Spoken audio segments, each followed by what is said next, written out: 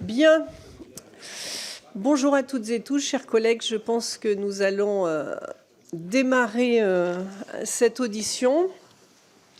Madame la Présidente, mes chers collègues, la Commission des affaires économiques, qui a entendu hier soir la présidente de l'Union sociale pour l'habitat, poursuit aujourd'hui l'audition de grands acteurs du monde du logement. Nous souhaitons en effet identifier les difficultés et les attentes de ce secteur qui joue, vous le savez bien, toutes et tous, un rôle majeur tant dans le fonctionnement de notre économie que dans la vie quotidienne de nos concitoyens. Je rappelle que nous avons également prévu d'entendre la semaine prochaine le président d'Action Logement Groupe. Nous avons ainsi le plaisir de recevoir ce matin Madame Véronique Bédag, présidente directrice générale du groupe Nexity, qui est un acteur majeur du logement, qui vient évoquer avec nous la situation et les perspectives en matière de logement et qui poursuit donc notre série d'auditions. Madame Bédag, vous êtes accompagnée de Monsieur Fabrice Aubert, directeur adjoint de Nexity, que nous saluons évidemment également. Nos concitoyens ont trop souvent beaucoup de mal à se loger. Et d'une façon générale, le secteur immobilier connaît depuis 2 ans une situation très difficile. Au second trimestre 2024, les mises en vente de logements neufs ont baissé de 42% par rapport au second trimestre 2023 et de près de 60% par rapport à la même période en 2022. Le nombre de permis de construire délivrés est également en baisse. Le niveau élevé des taux d'intérêt a rendu très difficile l'accession à la propriété, malgré de légères baisses de prix à la vente depuis 1 an. Et l'offre de location dans le parc privé reste insuffisante et trop chère. C'est sans doute ce qui explique que le nombre de demandes de logement social ait atteint cette année le record de 2,7 millions, dont 1,8 million provenant de ménages n'ayant jamais vécu en HLM. Et ça, c'est quand même assez significatif de l'évolution. Par ailleurs, les ménages investissent moins qu'auparavant dans la pierre. La part des ménages investisseurs dans le total des ventes aux particuliers n'atteint plus que 31%, contre 53% en 2017. Dans ce contexte, notre commission entendra donc avec beaucoup d'intérêt votre point de vue sur l'évolution du secteur du logement, qu'il s'agisse de la construction et de la commercialisation de logements neufs ou de leur rénovation énergétique et de la politique qui permettrait de mieux les soutenir. Par ailleurs, notre commission avait prévu, avant la dissolution de l'Assemblée, de vous entendre au mois de juin dernier concernant le projet de loi sur le logement abordable dont l'examen était envisagé. Alors, dans l'attente d'un nouveau dépôt de ce texte, même si nous sommes dans l'incertitude de ce dépôt, pourriez-vous nous dire aujourd'hui comment vous percevez ce texte, dont nous n'avons évidemment pas de certitude de pouvoir vous revoir sur ce sujet-là. Nous aimerions aussi connaître vos attentes s'agissant des moyens financiers qui pourront être consacrés au logement dans le cadre du projet de loi de finances pour 2025. Comme vous le savez, nous attendons également avec impatience sa présentation, pour que notre commission puisse l'examiner dans le cadre de son avis sur les crédits du logement. L'audition d'hier nous a laissé quelques inquiétudes, donc en particulier sur l'effet de la disparition annoncée des dispositifs soutenant l'investissement locatif qui pourrait avoir sur la construction de logements, ainsi que les conséquences d'une nouvelle baisse des soutiens à la rénovation énergétique des logements, alors qu'il nous faudrait évidemment maintenir ces efforts dans la durée. Donc merci encore, Madame la Présidente, d'être à nos côtés pour voir ensemble comment nous pouvons contribuer utilement à améliorer la situation du logement dans notre pays au bénéfice de tous. Donc je vais vous céder la parole pour une quinzaine de minutes. Ensuite, il y aura l'exercice des questions-réponses. Et on a dû vous l'expliquer, il y aura les orateurs de groupe qui auront 4 minutes, questions-réponses comprises, pour intervenir, et ensuite les orateurs individuels prendront la suite à la fin de l'audition. En tout cas, merci beaucoup d'être avec nous et je vous laisse la parole. Madame la Présidente, Mesdames et Messieurs les députés, je vous remercie d'abord de me recevoir ce matin. Je pense qu'il y a parmi vous beaucoup de sachants, donc je vais tenter peut-être de mettre un peu plus en évidence dans mon intervention ce qui change, ce qui est en train de changer, et puis peut-être aussi ce que je retiens des 3 années passées de crise. Alors pour nous, ça a été une crise parfaite au sens économique du terme, c'est-à-dire que tout s'y est mis. D'abord, on l'a oublié, mais on a eu une grosse poussée d'inflation, 15% en 18 mois à partir de 21-22. Donc les prix de construction ont augmenté de ce niveau-là tout au début de la séquence, ce qui a entraîné une augmentation générale des prix des logements qui ont été livrés de 8%. Donc c'est vraiment un premier choc énorme. Et puis évidemment, le deuxième choc énorme, là, si vous voulez bien passer le slide correspondant, ça a été évidemment, et vous le savez tous, l'augmentation des taux d'intérêt. Et de nouveau, c'est moins, c'est la slide suivante, s'il vous plaît, c'est moins le niveau réel de ces taux d'intérêt que la rapidité de l'augmentation. En l'espace de 18 mois, nos clients ont tout simplement perdu 30% de pouvoir d'achat. C'est énorme, c'est vraiment absolument énorme, et c'est d'une très grande brutalité. Alors, vous le savez, les taux s'apaisent un peu, le point d'inflexion, c'est le mois de juin, et nous, on a vu de nouveau un intérêt de nos concitoyens pour l'immobilier à partir du mois de juin. Septembre a été assez calme, mais là, on sent de nouveau, parce que tout simplement, dans 18 mois, vous connaissez ma conviction, je pense qu'il y a beaucoup d'histoires de vie qui ont été bloquées pour les jeunes et pour tous ceux qui avaient besoin de bouger. Donc ça, pour nous, c'est un choc vraiment extrêmement violent. Et ça s'est traduit en 23 et en 24 par des ventes de logements aux particuliers qui se sont effondrées. Je vous ai mis une série longue, parce que je trouve que ces séries longues sont intéressantes. C'est pire qu'en 2008. On va se le dire quand même. C'est pire qu'en 2008. En 2008, il y a une crise financière. Le choc est d'une violence folle. Les décisions sont prises et le marché reprend l'année d'ensuite. Là, on est dans des niveaux de vente de logements aux particuliers qui sont les plus bas depuis 30 ans. La crise est extrêmement violente. Alors, évidemment, elle touche d'abord les promoteurs. Le charme de notre métier, c'est que 18 mois après, ça touche le BTP et 4 ans après, ça touche les Français. C'est une cinétique lente, mais elle est imparable. Donc, cette vente de logements aux particuliers faible depuis 30 ans, sur la droite, je vous ai mis un graphique sur lequel on ajoute les ventes en bloc. C'est essentiellement les ventes que nous faisons aux bailleurs sociaux. Donc là, vous voyez qu'on est à peu près, en 2024, on va produire ensemble à peu près 95 000 logements.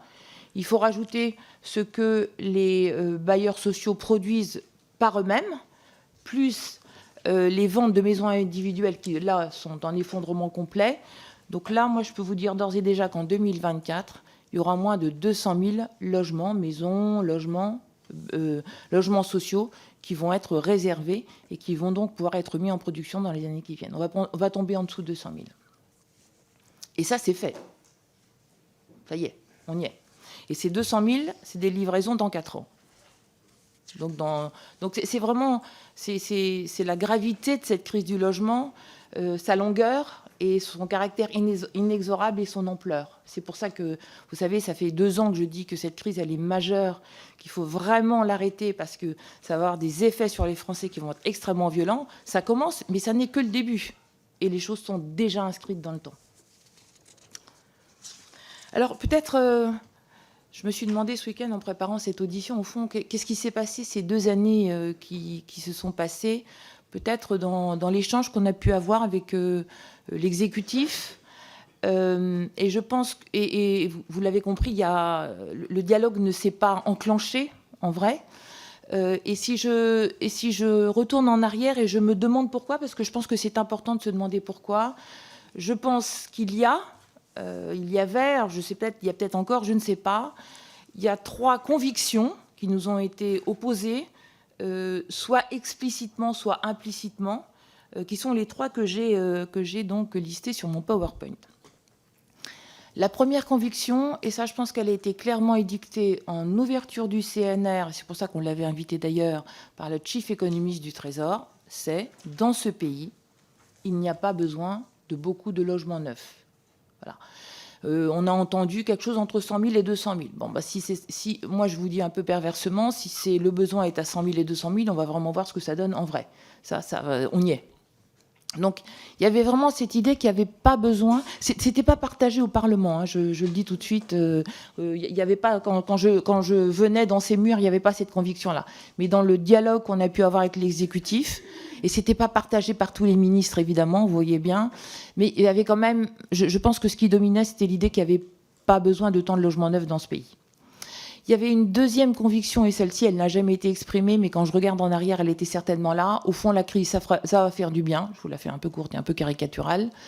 Ça va assainir le marché et ça va faire que les prix vont baisser de 25% et ça va résoudre, le marché va faire son affaire et ça va résoudre la crise. Et ça, je pense que cette conviction, elle est cohérente avec la première proposition. Si vous pensez qu'il n'y a pas besoin de beaucoup de logements neufs et que le marché est équilibré, alors effectivement, si la demande se retire, par définition, les prix baissent. Enfin, c'est de l'économie de base. Si vous pensez qu'il n'y a pas assez de logements, qu'il y a de la concurrence pour le logement, dans ce cas-là, les prix ne vont pas baisser, mais c'est vrai, les sujets vont se régler par les flux. Il va y avoir moins de flux. Et troisièmement, on nous a expliqué pendant des semaines, des mois, que le logement, c'était vraiment une politique extrêmement coûteuse, que c'était quand même le premier endroit où faire des économies. On n'a jamais réussi à dialoguer sur le fait que, par ailleurs, les prélèvements sur le secteur du logement ne cessaient d'augmenter pendant la période. Et ça, ce sont des chiffres gouvernementaux, ce ne sont pas moi, dans mon arrière-cuisine, qui reboucle ces chiffres. Ces chiffres, c'est les comptes du logement, et ils sont publiés. Entre 2017 et 2022, il y a eu 22 milliards d'euros de prélèvements supplémentaires sur le logement. Donc je pense qu'il y avait au fond ce halo-là, qui a fait que, honnêtement, il y a eu des mouvements, je crois qu'il faut le reconnaître, mais pas surtout. Le premier mouvement qui a été fait, c'est le renforcement du PTZ dans son montant. Ça, c'est un gros effort de l'État, hein, vous le verrez dans les comptes. C'est vraiment extrêmement utile. On voit bien que nos concitoyens les plus modestes ont besoin de ce PTZ aujourd'hui pour avoir accès à la copropriété. Donc ça, c'est vraiment important. Mais vous vous en souvenez, dans le même temps, ce PTZ a été concentré sur les zones denses. Donc, quand vous êtes dans une zone non dense, vous n'avez pas, et que vous êtes au fond un ménage modeste, vous n'avez, si vous voulez du PTZ, que le choix de réhabiliter quelque chose d'ancien, ce qui est quand même pas si simple et plutôt coûteux. Et puis surtout, et ça, on peut en discuter, hein, moi, je comprends ce qu'on fait, on retire complètement le PTZ sur la maison individuelle. Moi, j'ai eu l'occasion de le dire ici, je comprends ce qu'on fait, je comprends la réfaction du foncier. Je dis juste que sociologiquement, la maison individuelle, c'était ce qui permettait à des personnes qui étaient dans le logement social d'avoir accès à la propriété. Une maison individuelle telle que vous l'imaginez, c'est à peu près 20 à 30% moins cher qu'un appartement collectif. Ce n'est pas les mêmes règles. Un CMIS n'obéit pas aux mêmes règles qu'un promoteur. Ces maisons sont plus éloignées des centres-villes et donc elles étaient, parce que là je pense que le secteur est en train de s'effondrer complètement, elles étaient les seules qui étaient accessibles à l'achat pour certaines personnes qui sortaient du logement social. Donc moi, je ne sais pas s'il faut continuer comme ça, mais en tout cas, il faut trouver une solution. On ne peut pas juste dire on arrête complètement le PTZ sur les maisons individuelles sans traiter les flux, au fond, et l'accession à la propriété que ces maisons permettaient. Deuxième sujet, j'y reviendrai parce que je ne sais pas pourquoi je n'arrive pas à me faire entendre là-dessus. Pourtant, les chiffres sont sur la table, mais l'investissement locatif en direction de famille, c'est surfiscalisé dans ce pays. Enfin, c'est juste surfiscalisé. Il n'y a pas de rentabilité, il faut quand même qu'on se le dise ici. Donc, j'entends le Pinel, Haro sur le Pinel, pardonnez-moi, mais le Pinel, c'était juste un cache-misère. C'était ce qui permettait de ne pas traiter le fait que la fiscalité sur les revenus fonciers que vous tirez d'une location à des familles était trop imposée. Donc, moi, je veux bien qu'il n'y ait plus de Pinel, alors traitons le sujet. Et ce sujet, moi, je me souviens qu'Elisabeth Borne avait dit dans le CNR, on va prendre ce sujet à bras-le-corps et ce sera présenté dans le prochain PLF. C'était l'année dernière, c'était pas celui de cette année, c'était celui de l'année dernière. Moi, je vous dis, il faut vous le traitiez, quoi. Je ne sais pas, mais faites ce que vous avez à faire, mais il faut traiter ce sujet. Il ne faut pas ne pas le regarder. Vous savez aussi bien que moi que les sujets qu'on refuse de regarder, ils reviennent de façon très violente dans les urnes. Donc moi, je pense qu'au fond, un certain nombre de mesures, elles n'étaient pas conçues pour ça, mais qui ont été prises ont été des mesures qui ont aggravé le cycle. Le retrait du Pinel au moment où le marché se retirait, ça a été meurtrier, on va se le dire. Donc, alors après, moi, je ne sais pas quelle est la conviction de cette commission. Est-ce qu'on a besoin de logements neufs dans ce pays? Est-ce qu'on n'a pas besoin de logements neufs dans ce pays? Est-ce que la situation du logement est tendue? Nous, on pense que ça l'est. Vous avez donc, je comprends, reçu Emmanuel Cos hier. Vous voyez bien que la demande de logement social s'accroît, y compris par des gens qui n'étaient pas dans le logement social jusqu'à présent. Le logement locatif est en apnée, on va se le dire. La situation des étudiants est compliquée. Vous savez, nous avons des résidences étudiantes. Elles sont pleines à 98% le 30 juin.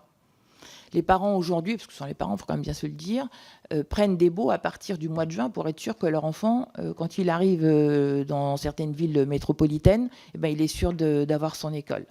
C'est terrible, hein. Enfin, moi, je trouve ça terrible. Donc, voilà. Donc, de mon point de vue, mais je pense que vous êtes tous sur le terrain, ces sujets-là vous remontent. La situation du logement aujourd'hui, elle est très tendue. Et moi, je tiens à vous dire que, vu ce que nous, on a réservé cette année, tous ensemble, ça sera encore plus tendu dans les années qui viennent. Le secteur du logement est un secteur à cinétique très lente. Alors, là, on y revient, hein, mais la crise n'a pas entraîné une vraie baisse des prix, en tout cas pas de l'ampleur de celle qui probablement était attendue. N'oubliez pas accessoirement que dans l'ancien, il y a des baisses des prix à cause des DPE. Hein. Aujourd'hui, quand vous avez un appartement, 2 appartements à 100 mètres l'un de l'autre, même configuration, bon et mauvais DPE, les prix sont très différents. Hein. Ça peut être 10-15%. En égo, c'est très violent. D'accord ? Donc il y a ça aussi qui apparaît aujourd'hui dans les prix de l'ancien. Et puis, à mon grand regret, je ne vois pas comment le prix du logement neuf peut beaucoup baisser, parce qu'une façon de faire baisser les prix, c'est de produire, c'est d'offrir du logement à nos concitoyens. Et voilà. Alors, le prix du logement, moi, je le rappelle ici, parce que je pense que c'est intéressant qu'on se le redise. En neuf, voilà à peu près comment le coût se répartit. Le foncier, c'est 15%. Voilà. Le coût de construction, et donc le foncier, on en dira un mot tout à l'heure. Le foncier est un sujet qui me passionne à titre personnel. Moi, je pense que c'est bien qu'il y ait un marché et qu'il y ait une fixation des prix par le marché. Je pense que le foncier prend une valeur particulière. C'est en train de devenir un bien rare. Il faut le traiter comme un bien rare. Éric Lombard, et je ne sais pas ce que je ne sais pas ce que je traduis pratiquement par ça, mais c'est un bien qu'il faut contrôler. Éric Lombard disait à l'USH quelque chose qui m'a frappé et qui me paraît extrêmement juste. Il a dit, Véronique, le foncier, ça va devenir la grande affaire du XXIe siècle. Si on fait ce qu'on dit, c'est-à-dire qu'on est très prudent en matière de consommation de sol, il y aura moins de fonciers constructibles. Ces fonciers vont naturellement prendre de la valeur et si on ne fait pas attention, le prix de logement risque encore d'augmenter. Donc le foncier va vraiment devenir un sujet important sur lequel il va falloir trouver des modes de régulation. Le coût de construction, c'est 50% à peu près. Donc, ce que l'on voit en ce moment, c'est évidemment un peu de baisse des matières premières, mais les salaires augmentent et je ne vois pas pourquoi les salaires n'augmenteraient pas dans les entreprises du BTP. Voilà, c'est l'économie. Un coût de commercialisation à 5%, des taxes à 25%, on va quand même se le dire ici, vous savez que j'adore ce type de sujet. 25%, hein, le prix final du logement qu'on vend en neuf, c'est 25%, c'est la TVA pour l'essentiel, mais pas que. Hein, il y a aussi des droits de mutation, il y a aussi des taxes d'équipement, il y a des taxes d'urbanisme. Enfin, donc c'est un quart du prix, ce sont des taxes aujourd'hui. C'est pour ça que ça rapporte à l'État d'ailleurs. Et puis la marge du promoteur, voilà, elle est dans le meilleur des cas à 5%, ce qui n'est pas beaucoup, moi je vous le dis, pour un métier où on prend des risques. C'est faible, 5%. Ça ne nous met... Et vous trouvez toujours tous la marge du promoteur trop élevée. Je vous invite à regarder quelles sont les marges classiques d'entreprise classiques. Vous allez voir que c'est bien plus élevé qu'une marge de promoteur aujourd'hui. Alors, de mon point de vue, conviction, je pense que honnêtement, la baisse des taux, elle nous aide là. Ça respire mieux. Mais la baisse des taux ne va pas régler le problème qu'on a face à nous. La baisse des taux, alors on pourrait échanger longuement. Moi, j'ai lu plein de papiers là-dessus. On va pas retourner à 1%. On va être quelque part quand la fin de la baisse des taux sera achevée. Au mieux à 2,5, probablement davantage autour de 3, je pense. Les Français s'endettaient à 4,2 début d'année. Ils sont à 3,66. Vous voyez bien que ce qui nous reste à faire en baisse des taux de crédit immobilier n'est pas si importante que ça. Donc ça ne va pas suffire. Mais ça reprend doucement, c'est-à-dire nous, on sent de nos clients un vrai intérêt qui reprend pour l'accession. Je ne sais pas si vous avez vu ces analyses, mais il y a eu un sondage qui a été fait il y a quelques semaines. 25% des jeunes couples renoncent à avoir un enfant dans le moment parce qu'ils n'arrivent pas à se loger de façon à pouvoir accueillir un enfant. C'est énorme, 1 sur 4. Alors, ce qui est aujourd'hui à l'arrêt, alors moi, je ne parle pas d'Airbnb ou des niches fiscales diverses. Ce qui est aujourd'hui à l'arrêt, c'est le segment des investisseurs particuliers qui sont tout simplement en train d'acheter un logement pour loger des gens qui ne sont pas des touristes, qui sont des étudiants, qui sont des personnes qui cohabitent, qui sont des familles. Alors ça, c'est un secteur qui est à l'arrêt. Voilà, il n'y en a plus beaucoup. Il y en a qui aiment la pierre donc, et qui se disent, bon, la pierre, c'est mieux que du financier parce qu'au moins, je vois ce que c'est. Mais ce secteur-là, le moteur est complètement arrêté. Il est complètement arrêté tout simplement parce que les Français, conseillés par leurs banquiers d'ailleurs, sont assez rationnels, c'est-à-dire qu'ils vont chercher un rendement net qui est le plus élevé possible. Et aujourd'hui, ça n'est vraiment pas l'immobilier qui donne ce meilleur rendement. Là, vous voyez, on a fait un petit graphique qui permet de mesurer l'attractivité de divers placements. Là, on a comparé assez simplement une action et donc son dividende, un coupon d'obligation et donc un loyer investissement immobilier. Le loyer, c'est ce qui est violet au milieu, c'est ce qui est au fond qui a le rendement le plus bas. Aujourd'hui, ceux qui achètent de l'immobilier n'attendent plus de plus-value. Il y a eu un moment où, quand même, vous vous souvenez, on achetait de l'immobilier, on acceptait un rendement plus bas, puis on se disait, c'est pas grave, quand on vend, on fera une plus-value. Ça n'est plus là. Il n'y a plus d'effet de levier parce qu'aujourd'hui, quand vous empruntez, le taux de votre emprunt est plus élevé que votre rendement. Donc, ça vous coûte. Ça reste qu'un investissement risqué, on va se le dire, faut le gérer, il y a des risques d'impayés. Et puis la fiscalité, là, vous êtes vraiment bien soigné, on va se le dire. Et donc, c'est un investissement qui aujourd'hui n'est plus un investissement quand il est classique, c'est-à-dire qu'il sert à loger un étudiant, un décohabitant, une famille, n'est vraiment pas un investissement qui est recommandé par vos banquiers. C'est normal, c'est purement rationnel. Le rendement est trop faible. Alors, on s'est amusé à faire quelques simulations. Ça, c'est le slide suivant. Quand vous êtes... Et ça, vraiment, je vous laisse... Moi, ces simulations-là, ça fait 18 mois que je les fais. Je les laisse partout. Personne ne me dit jamais que j'ai tort. Personne ne revient en me disant « t'as mal calculé, Voilà. C'est juste la réalité de ce qui se passe aujourd'hui. Aujourd'hui, alors là, on vous a donné plusieurs villes, mais ça revient au même. Aujourd'hui, lorsque vous investissez, par exemple, à Paris...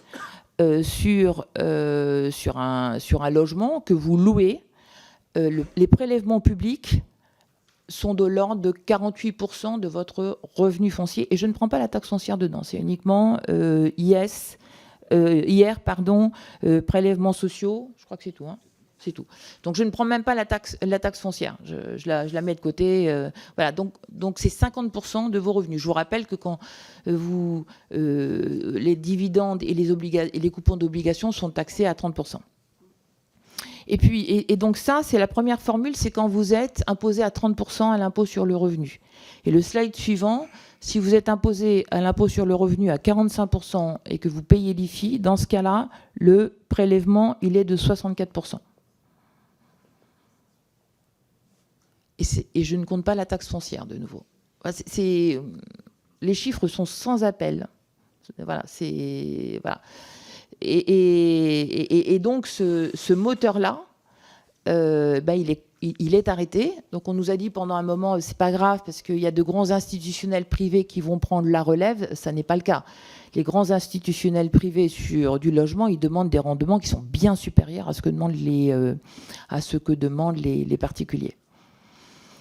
Donc, ils ne sont pas revenus sur le marché. Il n'y a que les bailleurs sociaux qui ont vraiment fait, je tiens à les saluer ici, un boulot absolument remarquable pendant ces 2 années, qui se sont vraiment mobilisés tous, les grands, les petits, sur le territoire, pour acheter du logement, pour faire leur boulot.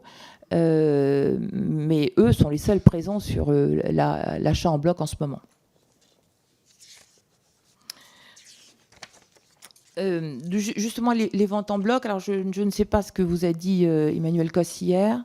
Donc moi, j'étais à l'USH l'année dernière. Je dois vous dire que l'USH l'année dernière, c'était le seul moment où j'ai repris de l'énergie, parce qu'il y avait de l'énergie dans le mouvement social. Il y avait une vraie envie de faire. Je les ai trouvés beaucoup plus prudents cette année. Le sommet de l'USH était la semaine dernière à Montpellier. Ils sont beaucoup plus inquiets sur l'endettement. Par définition, comme nous tous, ils sont pris par les taux d'intérêt, par la charge de la dette. Moi, je pense que le mouvement social, Caisse des dépôts, Action Logement et tous les bailleurs sociaux seront quand même moins présents en 2025 sous contrainte financière qu'ils ne l'étaient en 23 et en 24, où vraiment ils ont été extrêmement présents, extrêmement mobilisés. Donc ça, pour moi, c'est un risque supplémentaire. Alors, malgré l'assouplissement des taux, il reste des difficultés. Je vous l'ai dit tout à l'heure, résistance du foncier à la baisse, pour les raisons que je vous ai dit tout à l'heure. Des taux longs qui baissent, mais qui vont rester quand même beaucoup plus élevés qu'avant la crise.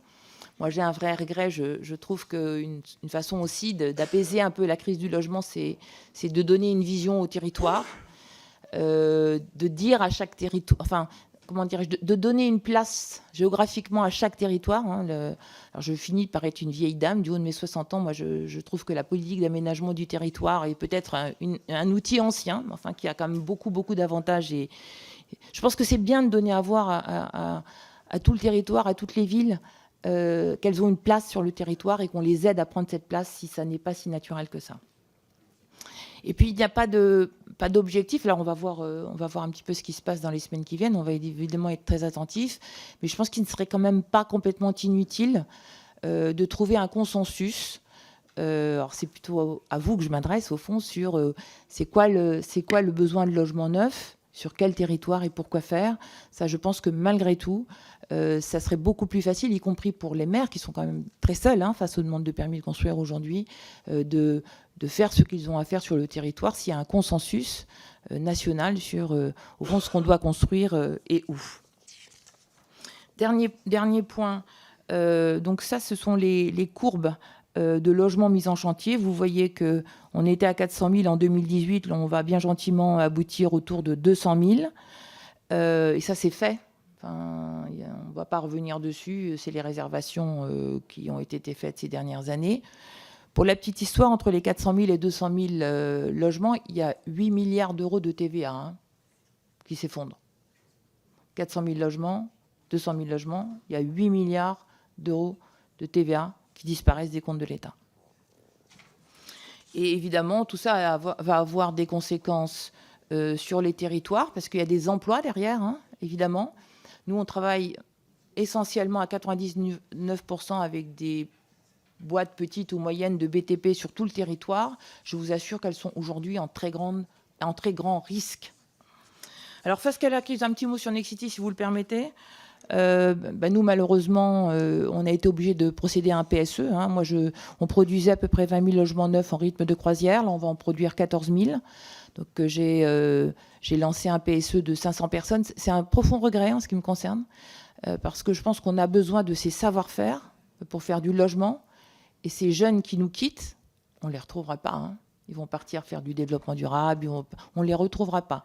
Remettre en œuvre, remettre en route la machine du logement, ça va être quelque chose aussi, parce que beaucoup de compétences sont parties du secteur. Je vous le disais, les statistiques de défaillance par activité, nous, ce qui nous frappe beaucoup aujourd'hui, c'est la très grande fragilité des petites boîtes de BTP avec lesquelles on travaille. Il suffit d'une facture non payée par un autre promoteur et ces boîtes tombent sur une question de trésorerie. Et je vous assure que ça nous arrive beaucoup en ce moment. Des entreprises de très bonne qualité, on travaille avec des entreprises de très bonne qualité qui se trouvent face à une créance qu'ils ne réussissent pas à recouvrer et qui quittent le chantier parce qu'ils n'ont plus de trésorerie. Donc ça, vous allez le voir de plus en plus dans les semaines qui viennent sur vos territoires. Nous, du coup, on s'est complètement transformés. Pour être, j'ai un peu, au fond, complètement remanié mon entreprise pour être beaucoup plus territoriale, pour être beaucoup plus proche des maires, hein, de ce qu'on peut faire sur le territoire, pour être multiproduits, pour travailler avec eux sur ce qu'ils souhaitent faire. Également, on a constitué des centres d'expertise parce que moi, je pense qu'on a notre boulot à faire pour rendre le logement abordable. Moi, je coupe, je vous le dis, tous les coûts que je peux couper, parce que tout ce que je coupe comme coût, je le retrouve dans le prix des logements. On a beaucoup simplifié les lignes hiérarchiques, on a fait beaucoup de réductions de coûts très importantes. Et puis, on travaille beaucoup, vous savez, on l'a beaucoup fait dans le passé, sur les modes constructifs, comment est-ce qu'on sait construire. Et il y a des solutions pour le faire, hein, moins cher, mais avec une RE 2020 de très grande qualité. Ça, aujourd'hui, dans nos entreprises, c'est vraiment au cœur du dispositif. Il faut qu'on produise mieux, moins cher. Et puis, on s'est appuyé, et c'est l'offre que vous avez sans doute vue sur les territoires, parce que c'est une campagne qui est complètement territorialisée. On s'est appuyé, on a fait un partenariat avec le LCL. On s'appuie complètement, évidemment, sur le PTZ d'État. Le LCL fait sa propre offre. 20 000 euros de PTZ financé par le LCL si vous êtes en RE 2020. Donc, pour le neuf, c'est toujours vrai. 20 000 euros de prêt à taux zéro si vous avez moins de 30 ans. Et nous, on rajoute 50 000 euros de prêt à taux zéro. Donc, on fait un effort sur nos prix, en vrai, pour permettre à un certain nombre de nos concitoyens d'avoir accès au logement. Parce que, vraiment, je pense qu'il y a une envie. Elle est très forte. Quelquefois aussi, nos concitoyens c'est pas si simple, hein, nos histoires de prêts, de PTZ. Ils ont aussi besoin qu'on les aide à calculer ce qu'ils peuvent faire. Ce que nous, on fait en ce moment, avec l'aide du LCL, une campagne qui marche vraiment très bien. C'est-à-dire qu'on a à peu près 2 fois plus de contacts en une semaine qu'une semaine normale, avec un vrai désir de nos concitoyens pour avoir accès à la propriété, pour pouvoir bouger, pour pouvoir commencer leur vie, sortir de chez leurs parents, souvent. Et donc ça, au fond, c'est bon signe, cette envie-là, qu'ont nos concitoyens de retrouver un parcours immobilier normal, comme nous l'avons vécu, nous avons trouvé normal ce parcours-là. Merci à tous de m'avoir écouté. Merci beaucoup, Madame la Présidente, pour cette présentation très complète. Vous avez largement dépassé le temps qui vous était attribué, mais c'était tellement intéressant que je n'ai pas voulu vous couper, et les données sont extrêmement précieuses pour nous, notamment à l'aube de l'examen du projet de loi de finances 2025. D'ailleurs, je vous avais sollicité sur votre regard sur ce projet. Vous n'avez pas trop évoqué, mais les questions des collègues vont sûrement être là-dessus, et ça vous permettra de pouvoir y répondre. Et puis, si ce n'est pas le cas, on pourra le faire en fin de séance. En tout cas, je vais donner la parole aux orateurs de groupe. Donc, pour le Rassemblement national, ce sera Frédéric Falcon pour 4 minutes, questions-réponses comprises.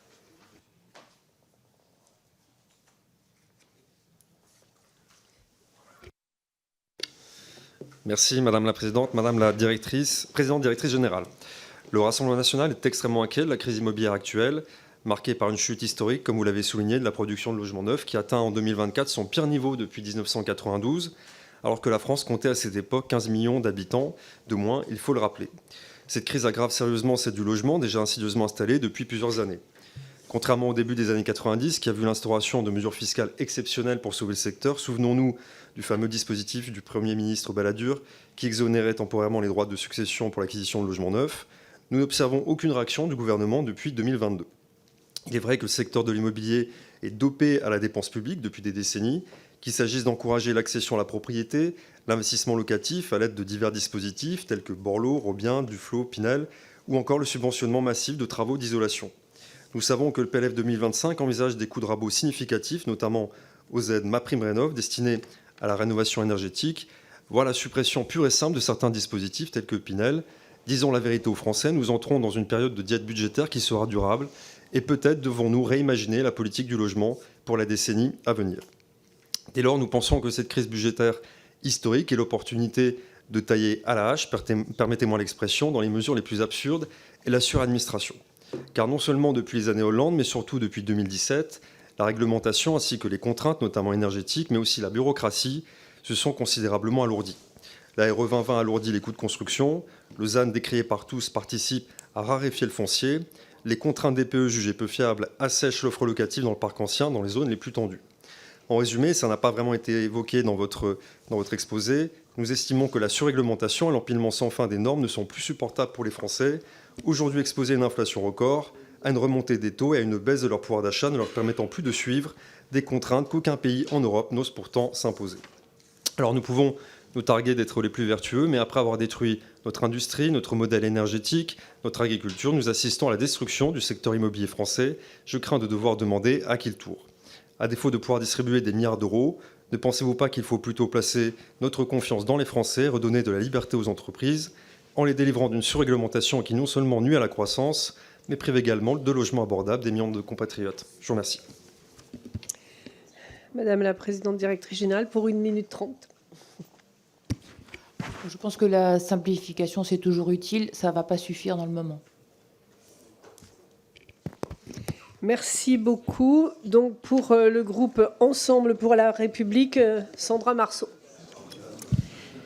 Mesdames les présidentes, merci tout d'abord, Madame la Présidente, pour vos propos liminaires et votre présentation. La situation critique du logement que nous traversons actuellement révèle des difficultés structurelles qui peut-être datent même sûrement depuis plus longtemps. Bien que la hausse brutale des taux d'intérêt ait agi comme un catalyseur, elle n'a fait qu'exacerber les problèmes, s'il vous plaît, des problèmes préexistants, la flambée du coût du logement, qui date d'il y a bien longtemps déjà, une augmentation constante des prix du foncier, vous en avez parlé, ou encore une pénurie grandissante et c'est lié de terrains constructibles, peut-être lié aussi à la difficulté d'accord de permis dans pas mal de territoires. Le besoin en logement est estimé à environ 500 000 par an. Enfin, ce chiffre varie selon les acteurs, donc comment analysez-vous ce besoin ? Et puis, sachant que les livraisons de logements, vous en avez parlé aussi, en 2023, ont chuté d'environ 30%. Alors, vous avez, avec votre groupe, lancé 2 initiatives, je pense qu'on peut saluer, pour relancer le marché et votre activité. Ce prêt à taux zéro jusqu'à 50 000 € pour les primo-accédants sur 2200 logements. Un prêt à 20 000 €, de 20 000 € à taux zéro pour les moins de 30 ans et en partenariat avec une banque. Au-delà de ces initiatives, même si vous avez effectivement dans votre présentation très précise présenté des éléments, est-ce que vous pouvez encore nous reparler et préciser votre réorientation de modèle, en tous les cas d'activité. Et j'aimerais, en lien avec cela, vous interroger sur la place qu'occupe votre activité dans les villes moyennes, notamment celles concernées par le plan Action Cœur de Ville. Vous savez, donc, c'est 220 à 240 villes qui comptent entre 20 000 et 100 000 habitants en France. Quelles mesures, selon vous, seraient nécessaires pour encourager le développement dans ces zones ? Moi, je pense qu'il faut un rééquilibrage en France de l'offre en logement. Mais évidemment, il n'y a pas que le logement, il y a l'activité, donc l'emploi, il y a les équipements. C'est vraiment un enjeu, à mon avis, très important parce que dans mon département, on perd des habitants, on a besoin de logements parce qu'il y a aussi du recrutement. Donc, quelle est votre position par rapport à cela ? Par ailleurs, je me dépêche pour vous laisser répondre.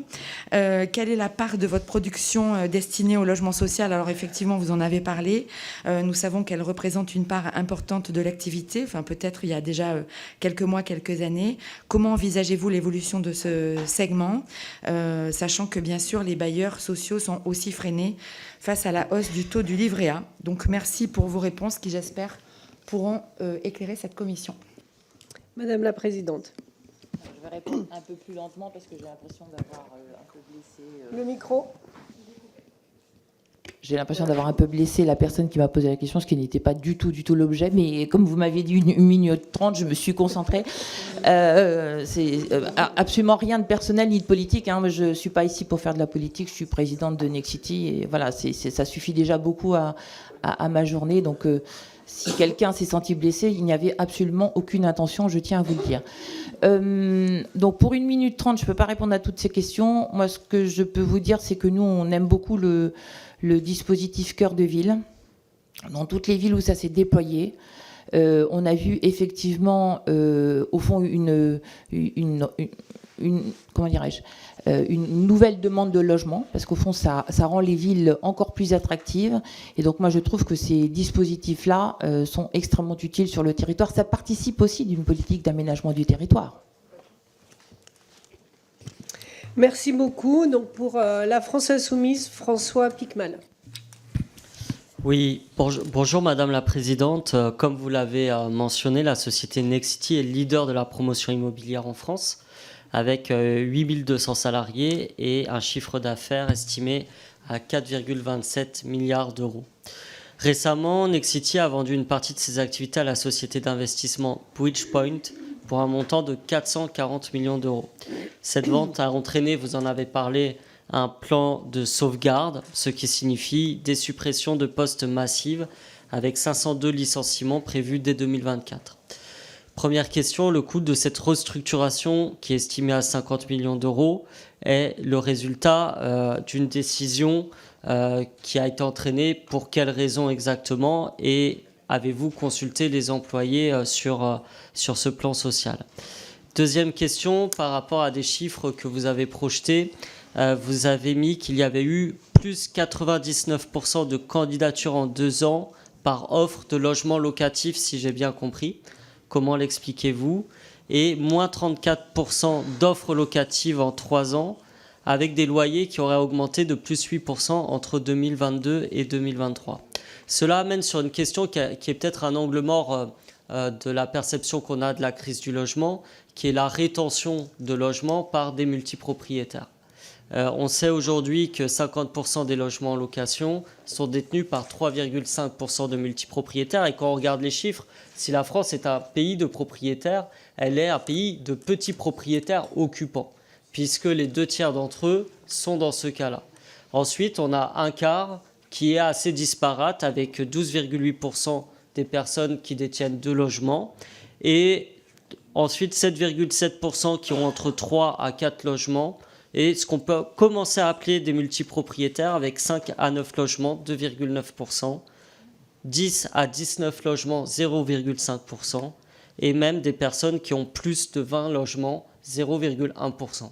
Est-ce que ce ne sont pas finalement ces multipropriétaires qui sont aussi responsables du fait qu'il y ait une rétention des logements et qui bloquent à la fois l'accession au logement du point de vue des locataires, mais aussi de l'accession de la primo-accession à la propriété? C'est une question que je vous pose et je suis sûr que vous aurez une analyse dessus. Vous avez également, et je finis là-dessus, déclaré qu'il était essentiel de redonner de l'attractivité à l'investissement immobilier, que vous considérez comme la clé pour aider les Français à trouver un logement. Et vous avez mis en avant 2 axes principaux. La fiscalité, que vous qualifiez de confiscatoire, et la nécessité d'accorder davantage de permis de construire. Or, dans la situation de dérapage de déficit budgétaire que nous connaissons, qui est avant tout lié à un problème de recettes et non à une fiscalité soi-disant confiscatoire, on pourrait dire, comment faites-vous pour dépasser ce paradoxe qu'il y a déjà des niches fiscales de plus de 60 milliards d'euros de pertes pour l'État, et ajouter des niches fiscales pour l'accession à la propriété peut être problématique, et nous sommes contraints, que ce soit par la ZAN ou tout simplement par le dérèglement climatique, à être économe en foncier. Vous en avez parlé, c'est un grand enjeu. Et donc, comment gérer ces contradictions? Voilà, je vous remercie. Madame la Présidente, pour quelques secondes. C'est toujours quelques secondes. Donc là, si je vous réponds brièvement, ne vous vexez pas, c'est pas contre vous. 35 secondes. Juste, peut-être sur Nexity, mon marché il s'est effondré de 40% en 18 mois. Honnêtement, comment voulez-vous que je vous dise? Il a fallu que je prenne des décisions. Enfin, ça n'est pas tenable pour une entreprise. On ne peut pas avoir un appareil productif qui est trop important par rapport au marché. Donc, et bien évidemment que j'ai travaillé ça avec les syndicats. Vous savez, les PSE sont quand même des procédures extrêmement réglementées. Enfin, on a travaillé avec eux pendant 5 mois.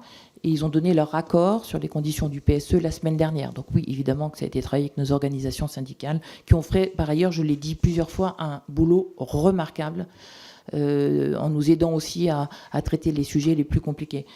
J'ai encore une demi-seconde ou plus? Oui, allez-y, sur les multipropriétaires. Moi, je n'ai pas d'avis particulier là-dessus, de là où je suis. L'essentiel, c'est qu'il y ait des gens qui puissent être logés. Hein. Enfin, moi, j'ai pas de... Il faut du locatif privé. Alors, qui est propriétaire? Moi, ça peut être des grands institutionnels. Vous vous rappelez, dans les années 90, on avait des grands institutionnels qui étaient propriétaires. Après, ça s'est terminé par la vente à la découpe, dont certains maires ont quand même gardé un souvenir ému. Moi, j'étais à la ville de Paris à l'époque. C'était très compliqué.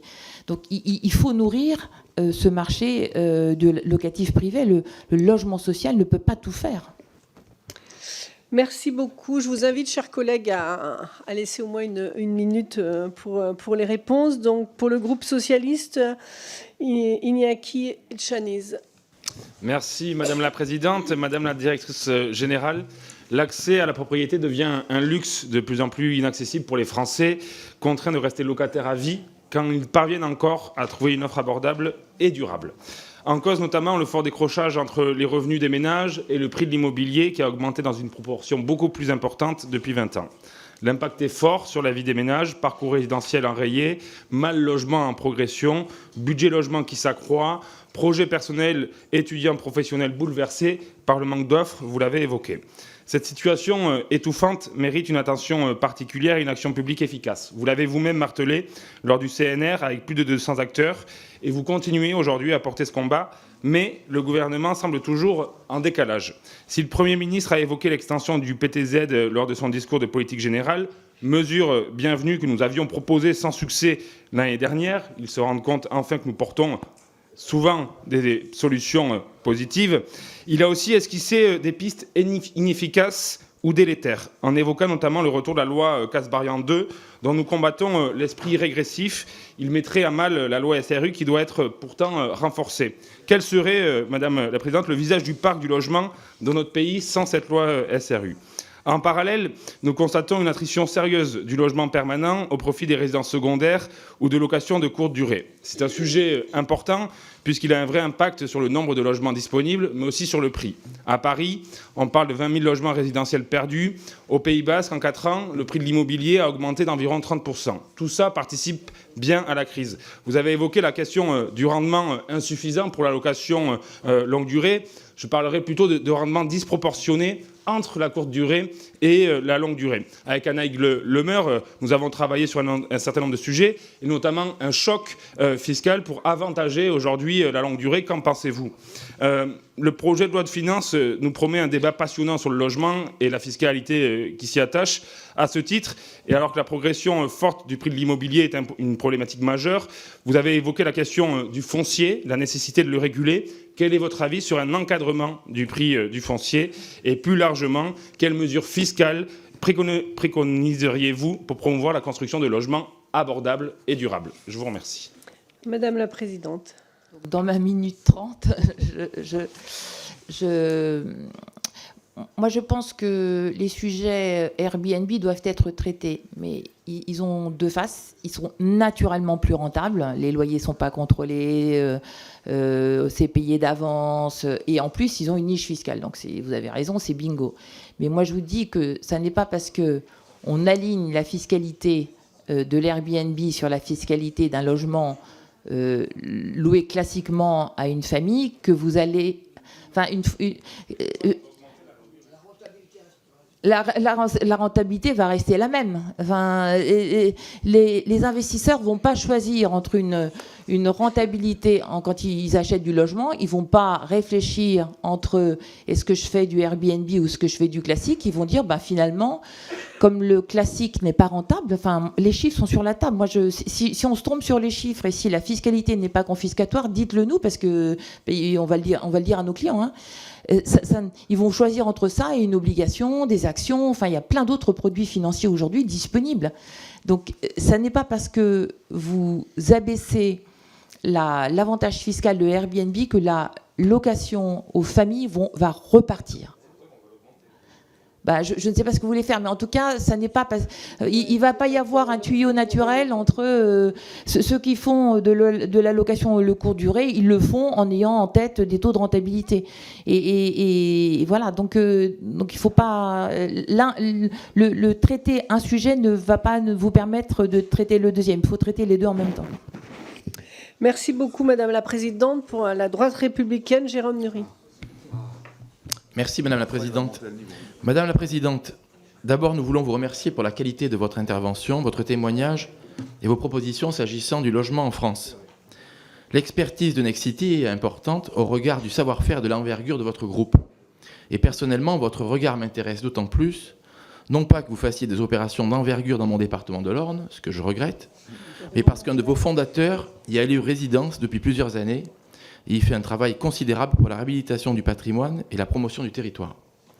Vous l'avez dit, le secteur du logement n'est pas au mieux, pour des raisons conjoncturelles, et je pense notamment à la hausse des taux d'intérêt et la frilosité des banques, mais aussi structurelles, les lourdeurs administratives, les injonctions des pouvoirs publics, à commencer par le législateur, qui désorientent le secteur, dont l'environnement juridique ne cesse de changer.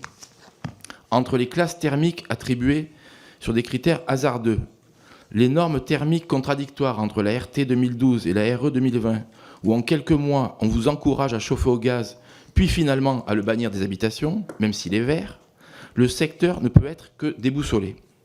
À cela se rajoutent des dispositifs fiscaux au périmètre géographique fluctuant et sans visibilité sur le long terme. Je pense au Pinel, mais aussi aux deux Normandies, dont nous avons l'an dernier obtenu un prolongement indispensable dans la mesure où de nombreux territoires ruraux avaient des centres-villes et des centres-bourgs qui entraient pour la première fois avec les ORT, mais avec initialement des durées limitées à quelques mois, ce qui était ubuesque. Nous avons fait changer cela.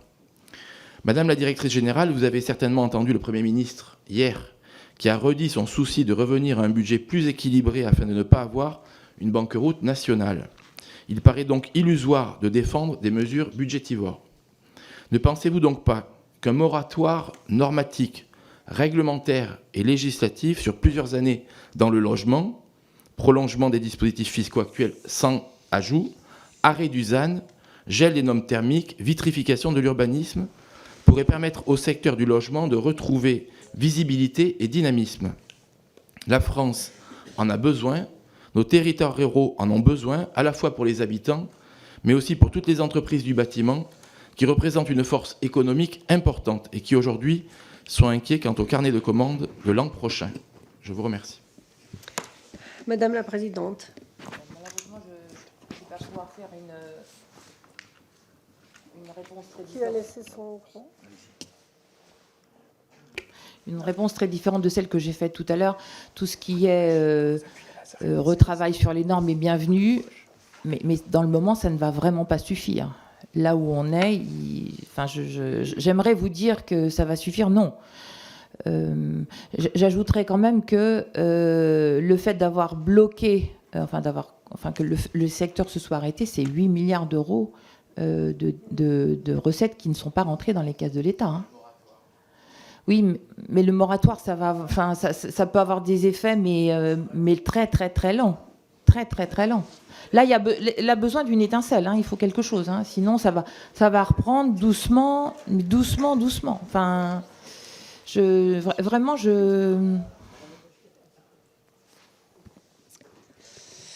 Merci Madame la Présidente. Pour le groupe Écologie Sociale, Charles Fournier. Merci Madame la Présidente, merci Madame la Présidente, directrice générale.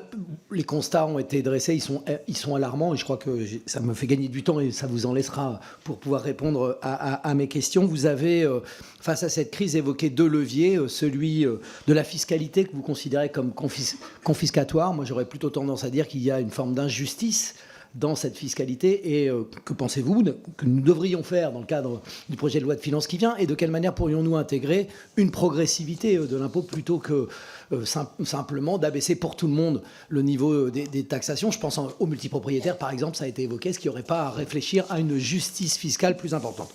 Deuxième élément, vous avez parlé davantage de permis de construire là où les Français veulent vivre, veulent étudier. Je voudrais que vous développiez ce que cela veut dire, parce qu'en termes d'aménagement du territoire, ça peut poser des questions importantes. Et puis deuxième axe, et à contrario de ce que vient de dire mon collègue, le Premier ministre hier a parlé d'une dette écologique. Et donc si on fait un moratoire, cette dette écologique va continuer à exploser. Donc moi, je voudrais que vous puissiez évoquer la nouvelle stratégie Nexity qui, j'ai lu quelque part que vous la faisiez reposer sur 3 R, le recentrage, le redimensionnement et le redéploiement. Moi, j'aurais bien rajouté d'autres R, la régénération, la réhabilitation, la rénovation. Et je voudrais que vous nous disiez de quelle manière vous comptez répondre à cet enjeu majeur, puisque le logement est un des secteurs les plus émetteurs en gaz à effet de serre, un des plus consommateurs en matière d'énergie, de consommation d'énergie finale. Et donc, de quelle manière vous allez là-dessus repenser votre stratégie, de quelle manière vous pouvez apporter des réponses là-dessus. Madame la présidente, c'est à vous.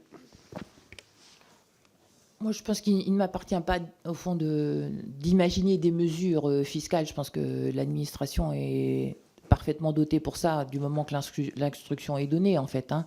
Mais il faudra faire quelque chose. Moi, je le maintiens sur cette fiscalité-là. Alors, le Pinel, c'était un truc simple. Ça venait compenser d'un coup et assez brutalement cette surfiscalité. C'est une surfiscalité. Quand vous prélevez plus de la moitié des revenus, on commence à rentrer dans la surfiscalité. Donc, moi, je ne sais pas ce que le gouvernement a en soute dans le PLF, on le verra bientôt, mais ce sujet-là doit être traité. En ce qui concerne Nexity, vous le savez sans doute, moi la première, mais toute l'entreprise, on porte cette conviction sur l'écologie. Je n'ai jamais remis en cause le ZAN. J'ai toujours dit qu'il fallait que ce soit travaillé. Moi, je pense qu'on a quand même intérêt à travailler plutôt et à construire des logements plutôt là où il y a déjà des transports en commun. C'est très important pour aujourd'hui, ces sujets-là. Et vous savez aussi que nous, d'abord, moi, j'ai une trajectoire alignée à 1,5 degré. C'est un vrai effort. C'est au cœur de ma boîte. Je le fais par conviction. Je le fais aussi parce que je pense que ça me permet de prendre des parts de marché. C'est-à-dire que quand on vend à des bailleurs sociaux, par exemple, quand on vend les particuliers, ils sont moins sensibles. Mais quand on vend à des bailleurs sociaux, ils sont extrêmement sensibles à la qualité écologique de ce qu'on leur livre. Nous, on a une marque qui s'appelle Héritage, qui est une marque de régénération urbaine. Et vous savez qu'on a, parce qu'on a de l'ancienneté là-dessus. On a fait de très belles choses, à la fois en rénovant et en construisant du neuf au Havre, à Dijon, à Montpellier. Enfin, on en a à peu près partout. Et pour vous dire, moi, dans mes comités d'engagement, c'est-à-dire les projets que j'ai étudiés chez Nexity depuis le début de l'année, 30% de ces projets-là sont des projets de régénération urbaine. Et vous savez aussi qu'on a emporté un appel d'offres de Carrefour pour rénover, ça je pense que c'est très très utile, 72 sites de Carrefour, moitié centre-ville, moitié périphérie, entrée de ville. Et ça, je pense que c'est vraiment notre métier de demain. Rénover un Carrefour ou un site Carrefour d'entrée de ville, là où les maires déjà ont mis des transports en commun. Vous le saviez, les maires ont fini par alimenter en transport. On peut faire des quartiers, on peut désartificialiser, on peut faire des quartiers où les gens ont accès en transport en commun au centre-ville. Enfin, vraiment, je pense que c'est vraiment notre demain, le cœur de métier des promoteurs comme nous. Moi, je suis convaincue que le promoteur Nexity qui est rentré dans la crise n'est pas le même que celui qui sort de la crise. Merci beaucoup. Donc pour le groupe démocrate, Pascal Lecamp. Merci Madame la Présidente, Madame la Présidente directrice générale, Monsieur le Directeur. Je vous remercie pour votre présentation liminaire. Vous avez vu que je n'étais pas là, mais je l'ai vu à distance, donc ne vous inquiétez pas. Qui nous permet de mieux comprendre l'ampleur de la crise que traverse ce secteur immobilier actuellement et d'entrevoir tout de même quelques raisons d'espérer avec une légère reprise du marché. Le Premier ministre était très attendu hier dans sa déclaration de politique générale sur cette question du logement. Et je voudrais ici saluer la décision d'extension du prêt à taux zéro sur tout le territoire, mesure, comme vous le savez, que le groupe démocrate avait défendue lors de la dernière loi de finances, par la voix de son président de l'époque, Jean-Paul Mattei, pour aider les primo-accédants et redonner un peu d'air à un marché bien embourbé. On le voit depuis quelques mois, la baisse des taux d'emprunt est sur la bonne voie pour permettre une relance des acquisitions et des investissements. Je souhaiterais pour autant m'intéresser à un dispositif que vous avez récemment mis en place, de prêt à taux zéro, qui est affiché sur l'écran, pour les primo-accédants pouvant aller jusqu'à 50 000 €.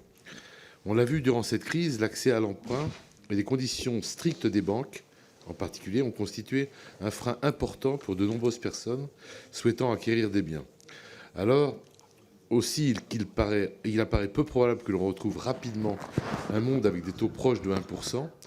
Quel avenir entrevoyez-vous pour ce genre d'initiative de votre part, en coopération avec les banques, qui permettent d'attirer vers la propriété une population réticente à s'engager? Quelle coopération avec l'État innovante pourriez-vous également envisager, proposer, pour accompagner l'extension à venir du prêt à taux zéro annoncé hier par le Premier ministre? Je vous remercie. Madame la Présidente. Moi, je pense qu'aujourd'hui, il y a des conditions qui sont meilleures qu'il y a 6 mois. Les banques veulent vraiment faire des prêts immobiliers. Moi, j'ai vu, en allant à Montpellier, d'ailleurs, une grande affiche en centre de Montpellier d'une banque qui disait nous, on a continué à faire des prêts immobiliers pendant la crise et on veut en faire. Et ça, c'est vraiment sensible. Et moi, je le redis, nos concitoyens ont envie d'avoir accès à la propriété. Pour plein de raisons, ils se sentent plus rassurés d'être propriétaires quelquefois, quelque part, y compris quand ils arrivent à la retraite. Nous, notre objectif dans notre opération, c'était de se dire, moi je voulais être capable de dire aux primo-accédants les plus modestes, quand ils étaient dans le parc privé, au fond, je suis capable de vous offrir un bien de la même taille que celui que vous louez dans le parc privé, à une mensualité égale à votre loyer, ou proche de votre loyer. C'était ça que j'ai tenté de faire. Et pour faire ça, il a fallu qu'on travaille avec le LCL, d'où l'ajustement que nous on a fait sur le prêt à taux zéro. Et donc, et je m'appuie, là pour le coup, je m'appuie massivement sur le dispositif État. C'est l'État qui finance le PTZ, donc c'est vraiment, vraiment ancré sur le dispositif État. Et avec l'aide du LCL, pour les plus modestes d'entre nos concitoyens, on est capable, quand on additionne toutes ces offres, de ramener le taux proche de 1%. Mais c'était le chemin que nous, on devait faire pour rencontrer la demande de nos clients. Donc oui, moi je pense que tous les partenariats, ce qui change depuis des années dans mon métier à moi, c'est qu'il y a beaucoup plus de partenariats, y compris par exemple avec ce qu'on appelait nos fournisseurs autrefois, on est vraiment partenaires. Et avec les banques, il faut qu'on le soit de plus en plus. Merci beaucoup, Madame la Présidente. Pour le groupe Horizon, Henri Alfondari. Merci Madame la Présidente. Je vais aller droit au but. Hier soir, le Premier ministre a ouvert donc la question du PTZ sur le neuf et la rénovation sur toute la France. La question éventuellement des donations pour le neuf locatif, visiblement, a été ouverte. Vous y avez déjà un peu répondu, mais est-ce que c'est suffisant pour relancer la machine ? Est-ce que ça peut éventuellement freiner des licenciements, si c'est mis en place rapidement ? Mais plus structurellement, au-delà des simplifications administratives et des baisses de coûts d'études, une piste pour augmenter les investissements ne serait-elle pas d'augmenter les obligations de réserve des banques et des assureurs vers l'immobilier locatif et notamment l'immobilier locatif neuf ?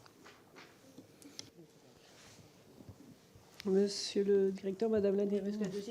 Sur la première question, moi je ne me prononce pas sur la mesure. Je pense qu'il y a plein de choses qui circulent. Je pense que vraiment il y a des équipes à Bercy moi qui ai travaillé, qui sont capables de définir le bon dispositif pour atteindre le bon objectif du moment qu'on leur en donne l'instruction. Mais il faut que ce soit une mesure rapide. Parce que le temps commence à coûter. Sur la mesure plus technique, peut-être plutôt Fabrice sera plus équipé que moi. Allez-y. Sur la question des investisseurs institutionnels et des obligations de réserve, la compréhension qu'on a du sujet, c'est que c'est avant tout un cadre européen qui le détermine. Et donc c'est les dispositifs Solvabilité 2, BAL 3, BAL 4. Et donc c'est une affaire au moins européenne. Évidemment, nous, on a le sentiment que ce qu'on appelle les actifs réels, dont font partie l'immobilier, sont traités de manière un peu punitive dans les schémas prudentiels qu'on impose aux assureurs et aux institutions bancaires. Et donc on serait évidemment favorable à ce que les obligations prudentielles qui concernent l'immobilier soient un peu allégées pour permettre à ces grands opérateurs de faire un peu plus de logements. Cela dit, on retrouve toujours le problème de la rentabilité, c'est-à-dire que c'est des gens qui collectent des fonds d'épargne, qui ont pour mission de les placer avec les meilleurs couples risque-rendement. Et aujourd'hui, il faut bien constater que l'immobilier ne présente pas un couple risque-rendement suffisamment attractif pour que ces grands investisseurs choisissent d'y revenir, indépendamment des obligations prudentielles auxquelles ils font face. Donc c'est sans doute une piste, mais il faut la compléter par d'autres dispositifs pour que ça puisse vraiment produire un effet. Merci beaucoup. Pour le groupe Lyot, Christophe Negelen. Alors, j'avais levé la main pour prendre la question après. Normalement, c'était Harold qui est orateur, donc je vais lui laisser la parole et je poserai ma question après. Très bien. Allez-y. Dans les 4 minutes. Merci à vous. Alors, je crois qu'on a tous ici, et vous l'avez bien exprimé, la conviction que la crise du logement actuelle est une bombe sociale à retardement, avec des conséquences qui sont à la fois économiques et humaines, qui sont incalculables. Le Premier ministre, hier, a annoncé des mesures qui sont bienvenues sur le PTZ, sur un certain nombre d'adaptations réglementaires. Dont on peut douter néanmoins qu'elles constituent des leviers suffisants pour inverser une tendance lourde dont vous avez bien expliqué et les sous-jacents et les mécanismes. En revanche, il a attiré l'attention sur la question du ZAN, qui se lie avec la question du foncier que vous avez évoqué. On est tous ici, ou on l'a tous été, élus ou anciens élus locaux. On est tous très conscients qu'on demande notamment aux maires de résoudre la crise du logement, mais la tendance des 50 dernières années a été de les priver systématiquement de l'essentiel des leviers d'action, des prérogatives d'urbanisme dont bénéficiaient nos prédécesseurs et qui étaient indispensables à l'époque à la construction massive de logements pour les besoins des Français.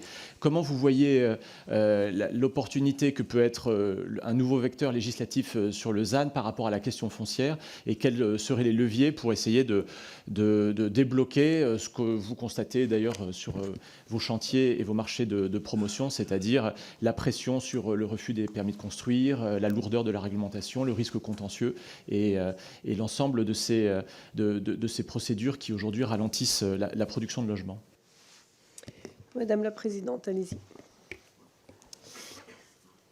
Moi, je pense qu'il faut, ça c'est ma conviction, être très prudent sur la consommation de foncier.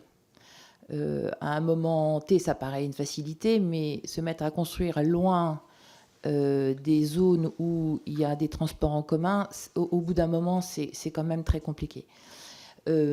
Donc, je comprends, moi, que les maires ont besoin de plus de pragmatisme et de souplesse dans cette application de la ZAN. Je crois qu'il y a eu beaucoup de travaux qui ont été faits au Sénat, il y a eu beaucoup de travaux qui ont été faits ici. Non ? Vous me faites non. Mais j'avais l'impression, en tout cas, qu'il y avait des réflexions au Parlement qui permettaient de rendre l'application du ZAN acceptable par les élus locaux. Moi, je trouve que non. Ils me font signe tous que non. Donc non. Non, tous, pas tous, non, mais une partie. Une partie, voilà. Moi, ce que je pense, c'est que malgré tout ce qui s'est passé ces dernières années, ça nous a obligés, nous, opérateurs, avec les maires, à regarder d'autres types de promotion. On s'est intéressé à de la régénération urbaine, par exemple, qui est quand même beaucoup plus compliqué à faire, beaucoup plus risqué, qui suppose des abaissements de prix de foncier beaucoup plus forts.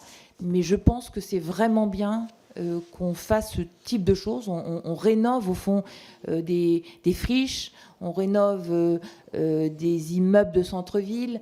Ça, je pense qu'il ne faut pas perdre ce drive-là sur la rénovation urbaine.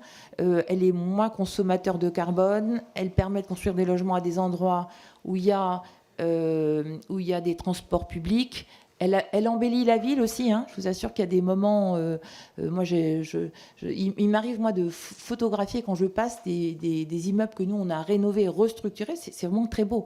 Donc, je pense qu'il faut vraiment ne pas lâcher cette corde-là du développement des promoteurs.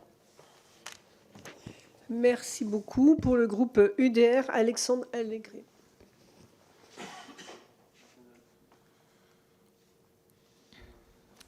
Ah, c'est moi, pardon. Merci Madame la Présidente. Voilà, on y arrive. Merci Madame la Présidente. Merci Madame la Présidente Directrice Générale pour votre présentation qui était extrêmement intéressante et claire. J'ai deux questions. La première question sur le court terme. Le segment des investisseurs particuliers est à l'arrêt, notamment vu la faiblesse du rendement que vous avez pu comparer de façon limpide à un investissement obligataire ou en action. Il apparaît ainsi nécessaire d'augmenter la rentabilité de l'investissement locatif, notamment pour les particuliers, puisque cela permettrait d'assurer le financement de la rénovation et de l'extension du parc des logements. Dans les causes, vous avez parlé d'une fiscalité disproportionnée, du risque très substantiel d'impayés, du coût de la mise en conformité et de l'incertitude croissante des plus-values. Auriez-vous des préconisations prioritaires pour libérer de la rentabilité, notamment sur les 3 premiers points, en termes de mesures qui seraient à la fois ciblées et efficaces ? Ça, c'était ma première question. La deuxième question sur le long terme. nous allons faire l'objet d'une sorte d'effet de ciseau sous contrainte avec, d'une part, un morcellement des structures familiales, donc l'accroissement du nombre de logements nécessaires pour un même nombre de personnes. D'autre part, une dynamique démographique contrastée, la population devant diminuer à partir de 2044, soit dans 20 ans seulement, ce qui correspond aux horizons programmatiques en infrastructure, comme c'est le cas des SCOT. Et le tout sous contrainte de l'objectif imposé de zéro artificialisation nette, nous en avons déjà parlé. Même si pour quelques territoires, la population décroît déjà pour des raisons de perte d'attractivité économique et d'enclavement, comme vous avez pu l'évoquer, nous sommes globalement dans une période de contraction de l'écart entre la capacité et le besoin, ce dernier devant se détendre cependant d'ici 20 à 30 ans a priori. Quel outil d'anticipation et de planification devrions-nous développer selon vous pour anticiper ce retournement du besoin d'ici 2050 au regard des capacités qui seront alors déployées? Je vous remercie. Madame la présidente. Je pense que sur ce dernier point, pour le coup, c'est vraiment le job de l'État. Enfin, voilà, il y a un commissaire au plan. Enfin, ça, c'est vraiment les projections à long terme de ce pays. C'est pour le coup vraiment pas un promoteur de le faire, enfin, franchement. Sur votre autre question, Fabrice, peut-être. Allez-y. Sur la question des paramètres liés à l'investissement locatif et notamment au rendement. On a beaucoup parlé de la fiscalité, donc du rendement super net de l'investisseur, qui est ce qui regarde en pied de colonne. Il y a fondamentalement deux façons de prendre le problème. On peut effectivement raisonner par rapport à la rentabilité d'autres classes d'actifs. Et donc, il pourrait y avoir une première voie qui serait d'aligner la fiscalité des investissements immobiliers sur les règles du PFU, quitte à compenser par un accroissement du PFU sur les autres classes d'actifs les pertes fiscales que ça peut occasionner. Mais ça nous paraîtrait assez légitime de le proposer comme ça. Et il y a une autre façon de rapprocher l'immobilier du droit commun, qui est de permettre aux propriétaires immobiliers d'amortir un certain nombre de choses, c'est-à-dire en fait de comptabiliser dans leurs charges un certain nombre de charges financières qui sont associées à leur investissement immobilier. Et donc ça, c'est le fameux dispositif dont vous avez probablement tous entendu parler, dit voilà, exactement, du statut du bailleur privé, excusez-moi. Et qui ressemble notamment à un dispositif que vous connaissez qui est le LMNP, le statut du loueur en meublé non professionnel, dont on entend parler beaucoup autour de l'idée qu'il faudrait l'alourdir et notamment réinternaliser dans le calcul des plus-values les amortissements qui ont été réalisés au fil de l'eau par les propriétaires immobiliers pour réduire leur fiscalité immobilière. Aujourd'hui, c'est à peu près le seul dispositif qui fonctionne encore pour créer de l'investissement immobilier attractif. Donc, c'est ce qui nous permet aujourd'hui, par exemple, de commercialiser des résidences étudiantes. Donc, il y a un premier message qui est de ne pas alourdir encore la fiscalité immobilière, pardon pour la parabole, mais de ne pas tirer sur l'ambulance en détricotant le dispositif du LMNP, c'est-à-dire en surfiscalisant les plus-values à la sortie réalisées par les propriétaires qui sont sous ce statut, et peut-être au contraire s'en inspirer pour le généraliser au logement traditionnel, au logement nu, non meublé, et permettre de rapprocher un petit peu la fiscalité immobilière du droit commun par ce dispositif. Pardon, j'ai été trop long. Merci beaucoup. Donc, les orateurs de groupe s'étant tous exprimés, nous allons passer aux autres orateurs. Il y en a 6 et je vous propose de répondre globalement à l'issue. Donc, pour Ensemble pour la République, Nicole Lepay.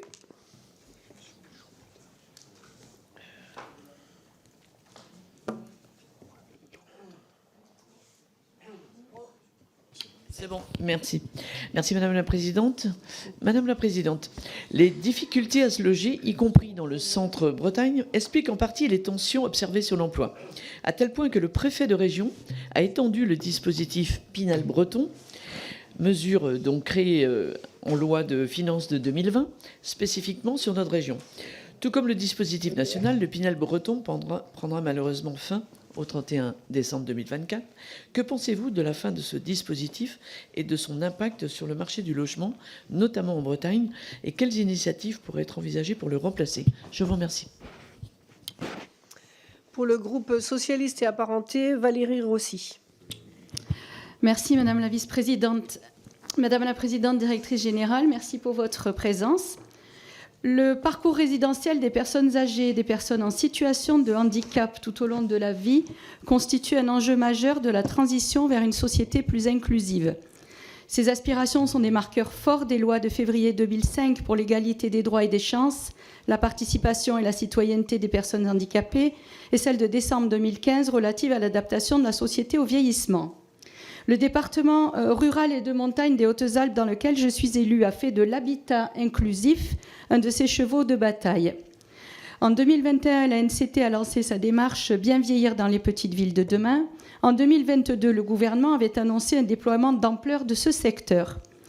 Nexity développe depuis 15 ans et accompagne le développement de cet habitat, donc vous connaissez bien le sujet.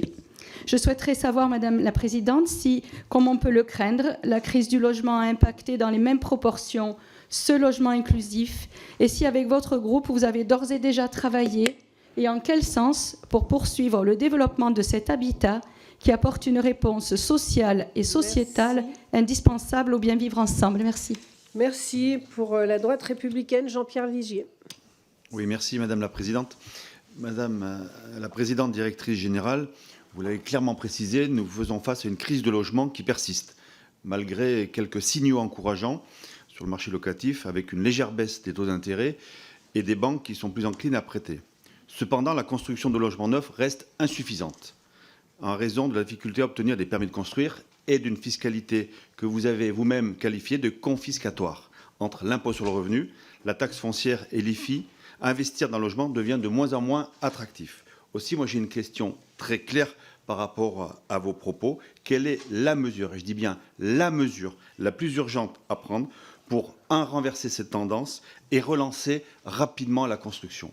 J'avais une question sur le ZAN, mais vous avez répondu. Je vous remercie. Merci. Pour les démocrates, Pascal Lecamp.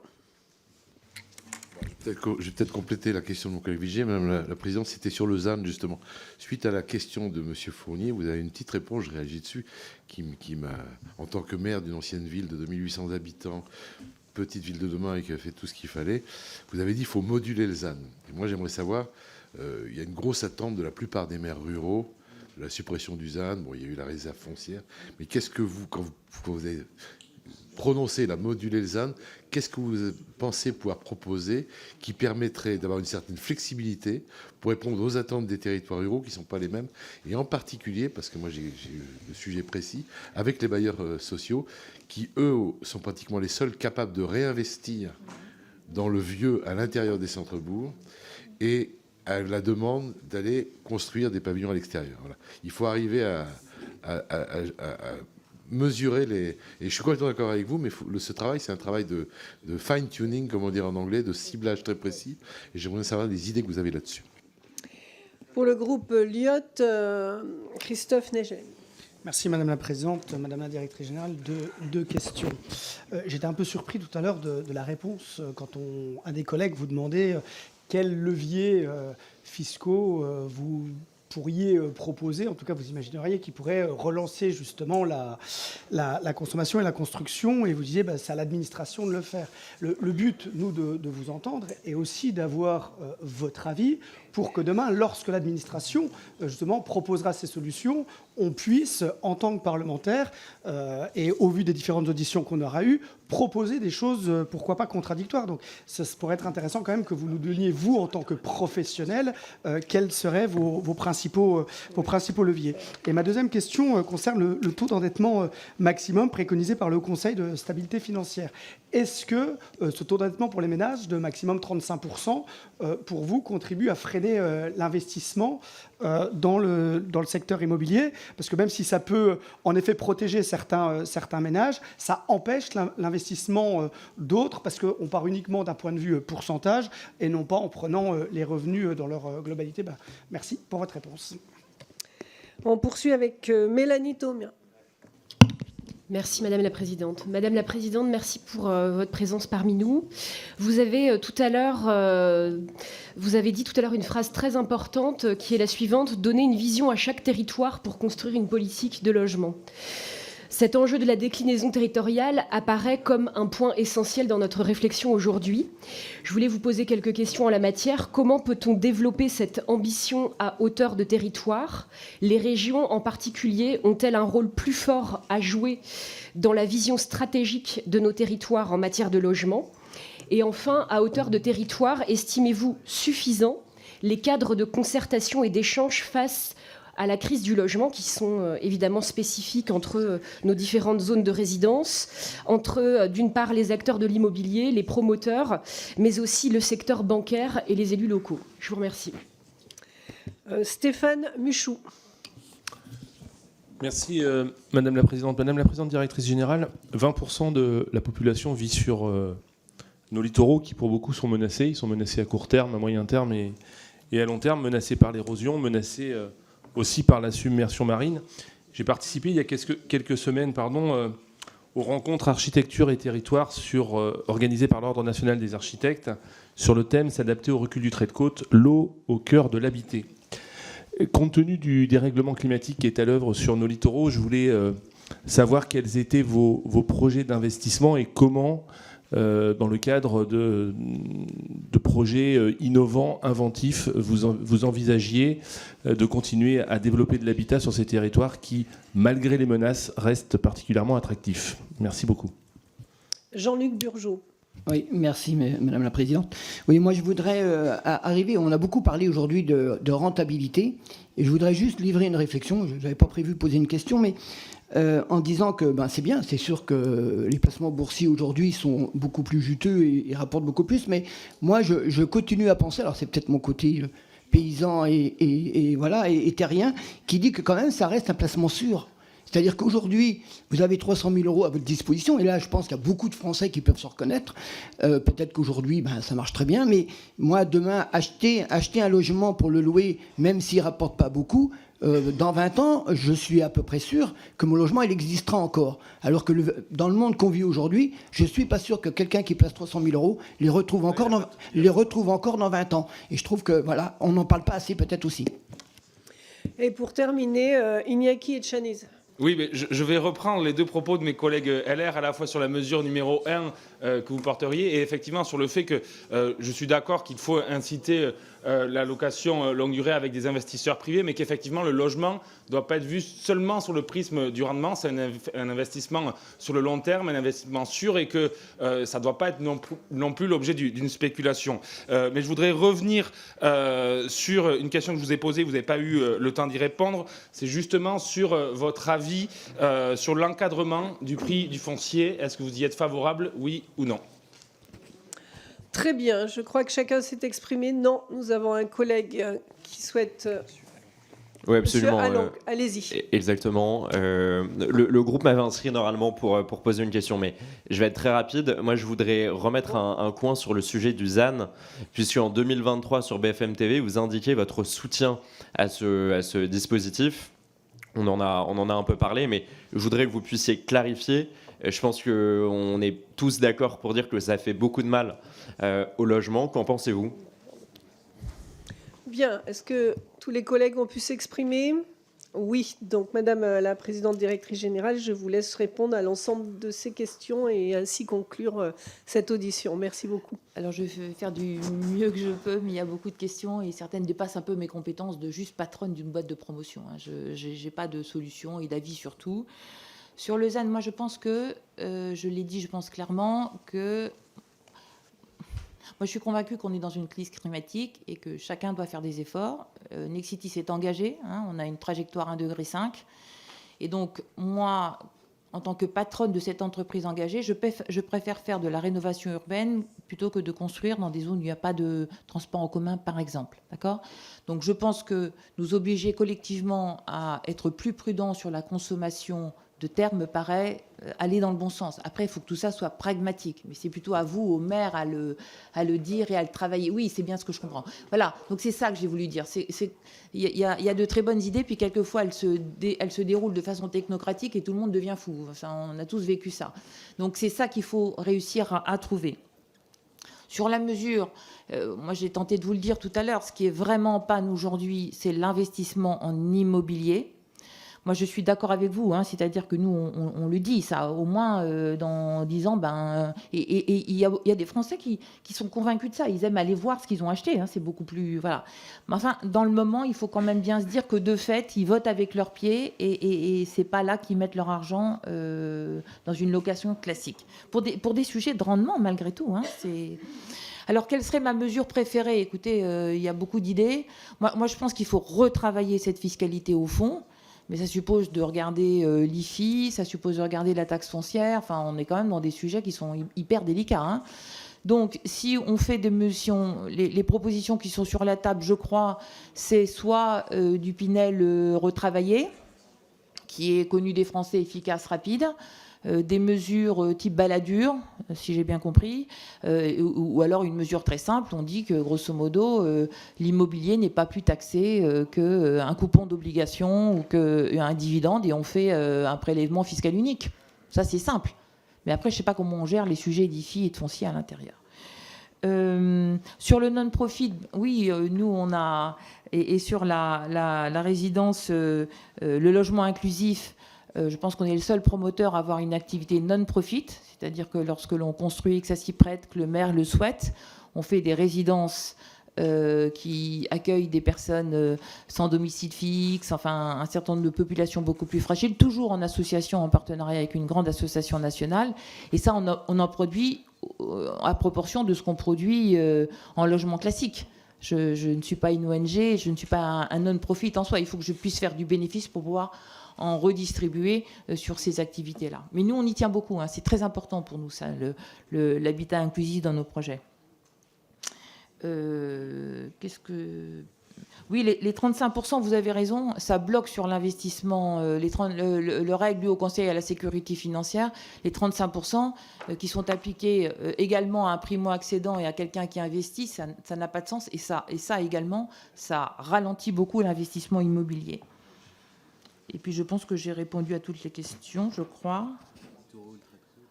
Le littéro et le trait de côte, écoutez, nous, on continue, on a des équipes qui continuent évidemment à construire dans des territoires qui restent malgré tout très attractifs. On n'a pas de problème d'attractivité en Bretagne ni sur le littoral, hein. Très bien. Écoutez, merci beaucoup, Madame la Présidente Directrice Générale, Merci. Monsieur le Directeur, pour tous ces éléments qui nous seront évidemment très précieux dans l'examen des différents textes qui nous seront proposés. Chers collègues, nous levons la séance et nous avons rendez-vous mercredi prochain à 9h30. 9h30.